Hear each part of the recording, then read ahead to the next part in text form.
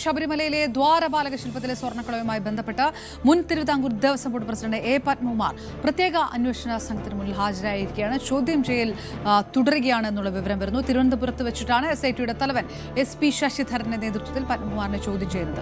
സ്വർണ്ണക്കൊള്ള കേസിലെ മുഖ്യപ്രതിയായ ഉണ്ണികൃഷ്ണൻ പോറ്റിയുമായി പത്മകുമാർ നടത്തിയ സാമ്പത്തിക ഇടപാടുകളെക്കുറിച്ചുള്ള ചോദ്യങ്ങളായിരിക്കും നേരിടേണ്ടി വരിക. ഉണ്ണികൃഷ്ണൻ പോറ്റിയെ സഹായിക്കാൻ പത്മകുമാർ നിർബന്ധിച്ചതായി ദേവസ്വം ജീവനക്കാർ പ്രത്യേക അന്വേഷണ സംഘത്തിന് മൊഴി നൽകുകയും ചെയ്തു. ഡാൻ കുര്യൻ ചേർന്നു. ഡാന് മുരാരി ബാബു തൊട്ട് വാസു വരെ പത്മകുമാറിനെതിരായിട്ട് മൊഴി നൽകിയിട്ടുണ്ട് എന്നുള്ള റിപ്പോർട്ടുകൾ പുറത്തു വരുന്ന സാഹചര്യം, നീണ്ടുപോകുന്ന ചോദ്യം ചെയ്യൽ സ്വാഭാവികമായിട്ടും ഇതൊരു വാസുവിന്റെ പോലെ ഒരു അറസ്റ്റിലേക്ക് ഇത് കടക്കുമോ? ഒരു തദ്ദേശ ഭരണ തെരഞ്ഞെടുപ്പ് മുന്നിൽ നിൽക്കുമ്പോൾ അത് വലിയ തരത്തിലുള്ള ഒരു തിരിച്ചടി ഭരണകക്ഷിക്ക് ഉണ്ടാകും. ഏത് തരത്തിലുള്ള സൂചനകളാണ് വരുന്നത്?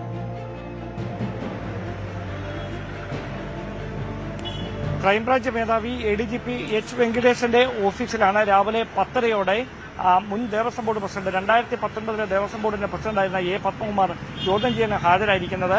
കഴിഞ്ഞ ആഴ്ചയിൽ ഹാജരാകാൻ നോട്ടീസ് നൽകിയിരുന്നെങ്കിലും വ്യക്തിപരമായ അസൗകര്യമുള്ളതിനാൽ സമയം നീട്ടി നൽകണമെന്ന് ആവശ്യപ്പെട്ടുകൊണ്ട് അന്വേഷണ സംഘത്തോട് അഭ്യർത്ഥന നടത്തിയിരുന്നു. അത് പരിഗണിച്ചാണ് സാവകാശം നൽകിയത്. പിന്നീട് രണ്ടാമതും നോട്ടീസ് നൽകിയെങ്കിലും ഹാജരായിരുന്നില്ല. അതിനുശേഷമാണ് ഇന്ന് രാവിലെ ഹാജരാകാനായി ഈ ക്രൈംബ്രാഞ്ച് ഓഫീസിൽ, പോലീസ് ആസ്ഥാനത്തെ ക്രൈംബ്രാഞ്ച് ഓഫീസിലേക്ക് എത്തിയിരിക്കുന്നത്. എന്തായാലും മണിക്കൂറുകളായി തുടരുന്ന ചോദ്യം ചെയ്യൽ ഇപ്പോഴും അങ്ങനെ തന്നെ പുരോഗമിക്കുകയാണ്. ഒരുപക്ഷെ അത് കൂടുതൽ നീണ്ടുപോയേക്കാം. കാരണം ഉണ്ണികൃഷ്ണൻ പോറ്റി നടത്തിയിരിക്കുന്ന വെളിപ്പെടുത്തലുകൾ, സുധീഷ് കുമാറും അതോടൊപ്പം തന്നെ മുരാരി ബാബുവും അടക്കം നൽകിയിരിക്കുന്ന മൊഴികൾ, ഇതടക്കം വിശദമായി പരിശോധിച്ച് അത് പരിഗണിച്ചുകൊണ്ടാണ് ഈ ചോദ്യം ചെയ്യൽ നടക്കുന്നത്. അങ്ങനെയെങ്കിൽ കൂടുതൽ കാര്യങ്ങളിൽ വ്യക്തത തേടേണ്ടതുണ്ട്.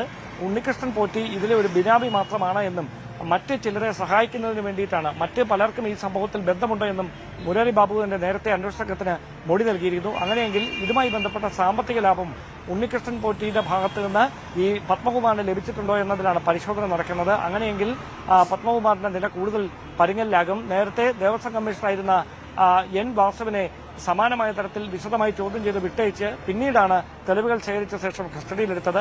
അങ്ങനെയൊരു നീക്കം പത്മകുമാറിന്റെ കാര്യത്തിൽ ഉണ്ടാകുമോ എന്നതാണ് അറിയാനുള്ളത്. എന്തായാലും നൽകിയിരിക്കുന്ന മൊഴി ഈ പത്മകുമാറിനെ കൂടുതൽ പരിങ്ങലിലാക്കുന്നതാണ്, പ്രതിരോധത്തിലാക്കുന്നതാണ്. അതുകൊണ്ട് ഇന്നൊരു പക്ഷേ ചോദ്യം ചെയ്ത് വിട്ടയച്ചാലും വൈകാതെ തന്നെ തുടർ നടപടികളുടെ ഭാഗമായി പത്മകുമാറിനെ കസ്റ്റഡിയിലെടുക്കുന്ന സാഹചര്യത്തിലേക്ക് കാര്യങ്ങളെത്തും. കാരണം അടുത്ത ദിവസം ഹൈക്കോടതിയിൽ മൂന്നാമത്തെ ഇടക്കാല റിപ്പോർട്ട് സമർപ്പിക്കേണ്ടതുണ്ട്. ആ റിപ്പോർട്ടിൽ പത്മകുമാറിൽ നിന്ന് ലഭിക്കുന്ന വിവരങ്ങളടക്കം പരിഗണിച്ച് അതുമായി ബന്ധപ്പെട്ട കാര്യങ്ങളിലടക്കം വിശദമായ അന്വേഷണം നടത്തി മുദ്രവെച്ച കവറിലാകും ഈ മൂന്നാമത്തെ ഇടക്കാല റിപ്പോർട്ട് സമർപ്പിക്കുക. അതുകൊണ്ട് തന്നെ ഇന്നത്തെ ചോദ്യം ചെയ്യൽ നിർണായകമായി മാറുമെന്നാണ് അറിയാൻ കഴിയുന്നത്.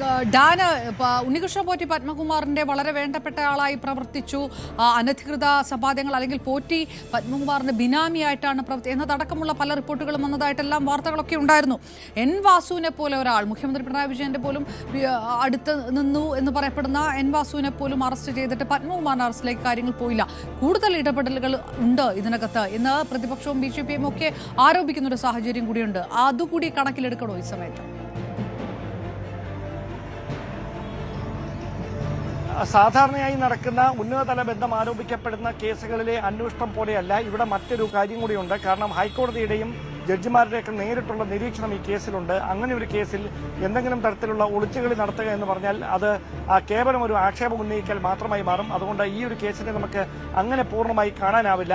എന്തായാലും തെളിവുകൾ പരമാവധി ശേഖരിച്ച് പഴുതടച്ചുകൊണ്ടുള്ള ഒരു അന്വേഷണമാണ് നടത്തുന്നത് എന്നതാണ് ഉദ്യോഗസ്ഥർ തന്നെ വ്യക്തമാക്കുന്നത്. അതീവ രഹസ്യ സ്വഭാവം ഇപ്പോഴും കാത്തു സൂക്ഷിച്ചുകൊണ്ടാണ് അന്വേഷണം തുടരുന്നത്. ഒരു തരത്തിലുള്ള കാര്യങ്ങളും മാധ്യമങ്ങൾക്കടക്കം ചോരരുത് എന്ന നിർദ്ദേശമാണ് ഉന്നത ഉദ്യോഗസ്ഥർ SITയിലെ മറ്റ് അംഗങ്ങൾക്ക് നൽകിയിരിക്കുന്നത്. അതുകൊണ്ട് അതീവ രഹസ്യമായി തന്നെയാണ് ഇതുമായി ബന്ധപ്പെട്ട തുടർ നീക്കങ്ങൾ. കോടതിയിൽ ഇതുമായി ബന്ധപ്പെട്ട കസ്റ്റഡി അപേക്ഷ സമർപ്പിക്കുകയോ റിമാൻഡ് റിപ്പോർട്ട് സമർപ്പിക്കുകയോ ഒക്കെ ചെയ്യുമ്പോൾ മാത്രമാണ് എന്തെങ്കിലും തരത്തിലുള്ള വിവരങ്ങൾ സ്ഥിരീകരിക്കാവുന്ന തരത്തിൽ നമുക്കടക്കം ലഭിക്കുന്നത്. എന്തായാലും ഒരു കാര്യം ഉറപ്പാണ്, ഈ കേസിലെ തുടരന്വേഷണത്തിന്റെ ഭാഗമായി പത്മകുമാറിന് കുരുക്ക് മുറുകുമെന്ന് തന്നെയാണ് മനസ്സിലാക്കാൻ കഴിയുന്നത്. കാരണം പത്മകുമാറിന്റെ ഇടപെടൽ സംബന്ധിച്ച കൃത്യമായ സംശയമുണർത്തുന്ന മൊഴിയാണ് മുരാരി ബാബു അടക്കം നേരത്തെ നൽകിയിരിക്കുന്നത്.